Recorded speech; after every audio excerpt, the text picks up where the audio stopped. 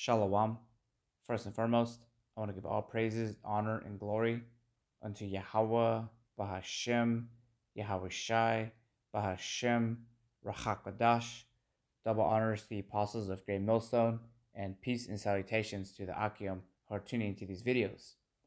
In this video, I'm going to read in Wisdom of Solomon, chapter 6, and it's going into the topic of wisdom. And that's something that we should be applying in this walk. Because now that we've heard this truth, the elect are going to obtain it, the rest are going to be blinded, but we're going to be tried. Wisdom is going to try you to see if you really are worthy for this. And that's going to come in trials and tribulations and distress. But you have to apply what you're learning in these scriptures, in these events, so that you can obtain glory. And it's going to go into that in Wisdom Solomon 6, that if you have that in your mindset, what we're actually doing this work for, the kingdom and inheriting the earth and all of these heathens round about, then you should be able to overcome any trial and tribulation because you have your mind, your eyes single on the kingdom, and you're not going to let anyone take that crown. Because with this wisdom, you can see that the kingdom is right behind it, or the wisdom comes with the kingdom, I should say. But I'm going to start off first reading this in Proverbs 3 and 13. Happy is the man that findeth wisdom, and the man that getteth understanding. For the merchandise of it is better than the merchandise of silver, and the gain thereof than fine gold. And so you knowing that you're a Hebrew Israelite, and that this place is going to be destroyed, you're able to apply scriptures to your day-to-day lives. That's wisdom that is more valuable than anything that Esau has to offer. And you can see that this place is going to be destroyed with thermonuclear missiles in World War III. And Esau Edom and all of his wisdom and witchcrafts is not going to be able to save him out of that. And the MOTB is not going to save you out of that, but rather it's going to lead you to that detriment. But this wisdom is what we're going to seek for, because when we read the scriptures, and actually in Wisdom of Solomon 5, it talks about the strangeness of his salvation. Those are to those people who believe, to those people who understand that this wisdom is way more valuable than all the money that this world has to offer. And what this world has to offer is pretty much cankered. We seek a kingdom to come. It just was what it says in the scriptures. We're not situated in this place or looking to last long here. We're looking to get up the hell up out of here and enjoy the kingdom. And that's why in the scriptures it emphasizes this wisdom being way more valuable than the gold and silver that this place has to offer. It even makes me think about the parable of the 10 virgins. 5 were wise and 5 were foolish. The 5 wise ones, that oil is attributed to wisdom because they were ready for the wedding. They weren't twiddling their thumbs or caught with their pants down, as the saying goes, like how Yahweh Shai is going to come back like a thief in the night. With wisdom, they knew where to be and how to be there. And so we have to apply this wisdom. So I'm going to continue on verse 15. She is more precious than rubies, and all the things thou canst desire are not to be compared unto her. You can't trade anything for this truth. This truth is the prize.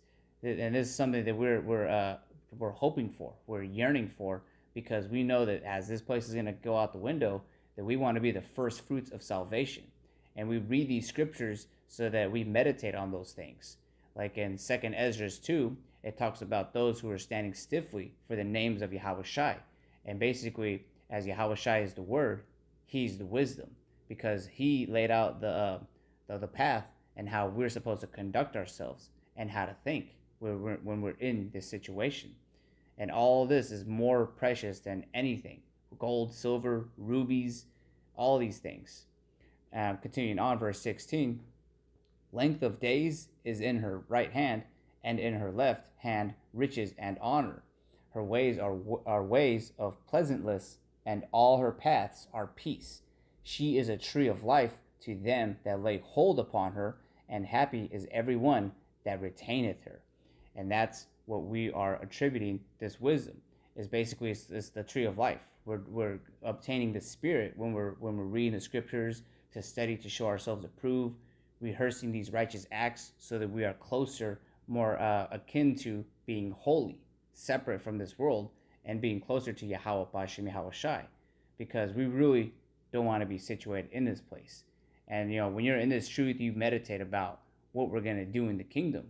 And when we're applying wisdom, because you have to understand, when we are beamed up out of this place, we're going to be translated in a twinkling, in a moment, as when you blink your eye. And when that happens, the laws are going to be in our inward parts, written in our hearts, so that we'll never go off. Right now, we're just rehearsing the righteous acts, but we want that to happen. We want these scriptures to play out. And one scripture that I like to meditate on is in Daniel 7:18. But the saints of the Most High shall take the kingdom and possess the kingdom forever, even forever and ever.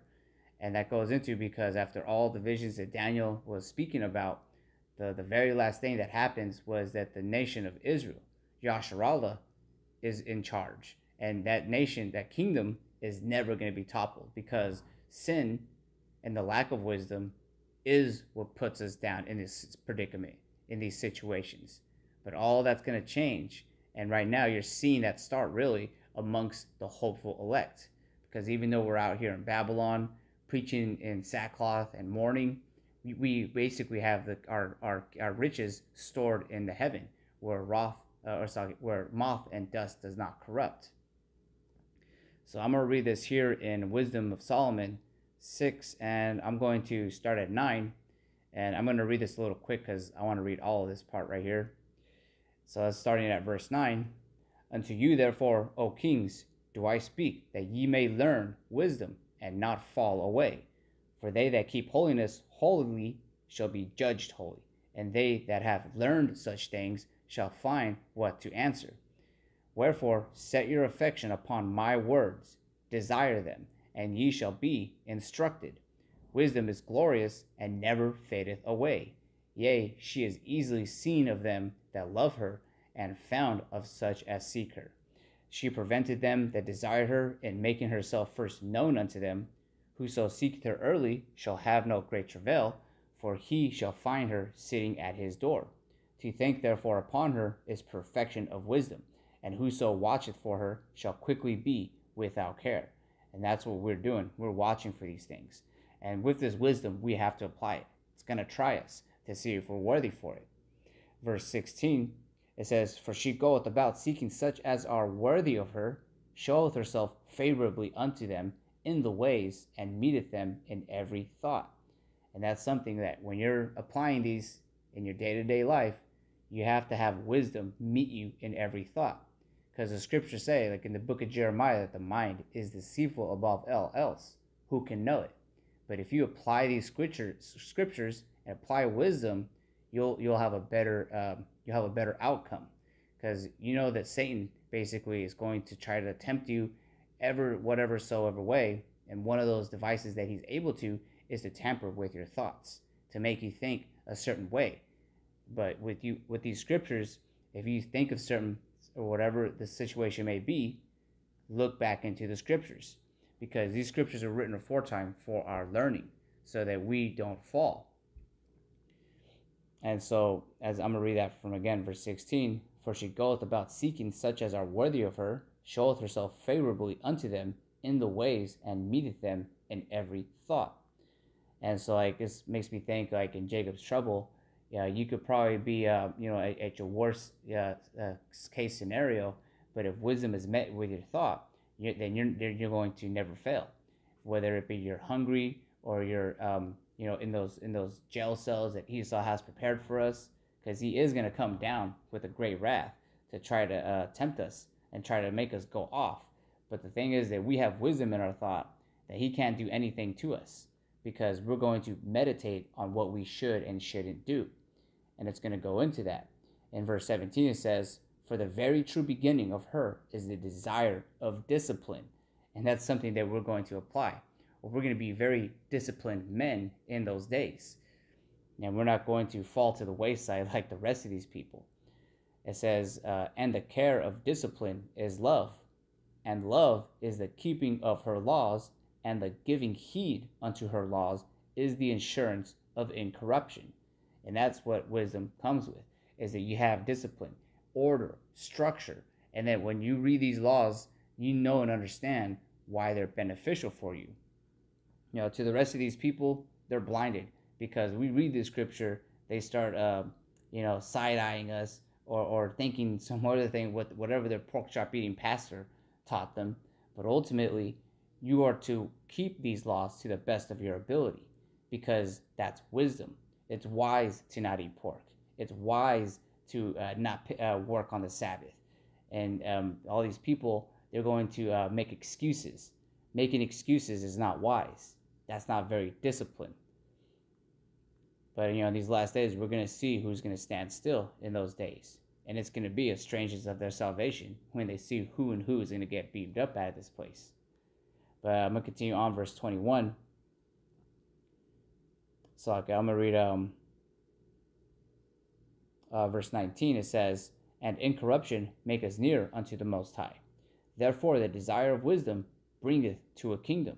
If you delight be then in thrones and scepters, O ye kings of the people, honor wisdom, that ye may reign forevermore. As for wisdom, what she is and how she came up, I will tell you, and will not hide my mysteries from you, but will seek her out from the beginning of her nativity, and bring the knowledge of her into light, and will not pass over the truth." And that's pretty much what I want to read from that. It's just that the meditation of wisdom, in being disciplined, and also keeping the laws to the best of your ability. Something that a 2/3 Israelite isn't going to do because their mind is just wayward. It's just mixed with a whole bunch of doctrines. But in this ministry, especially in Great Millstone, we have to we have to showcase that discipline, showcase that we want to be wise, that we're seeking after wisdom, seeking after salvation. And the last precept I want to read, because what Yahushua was speaking about, his gospel, his good news, is wisdom, and everything that he did in the scriptures is for our learning, so that we can apply it in these days. This is Colossians 3:16. "Let the word of Hamashiach dwell in you richly in all wisdom, teaching and admonishing one another in psalms and hymns and spiritual songs, singing with grace in your hearts of the Lord." And so with that, I'm going to give all praises, honor, and glory unto Yahweh, Bahashem, Yahweh Shai, Bahashem, Rachak Wadash, Shalom Akim.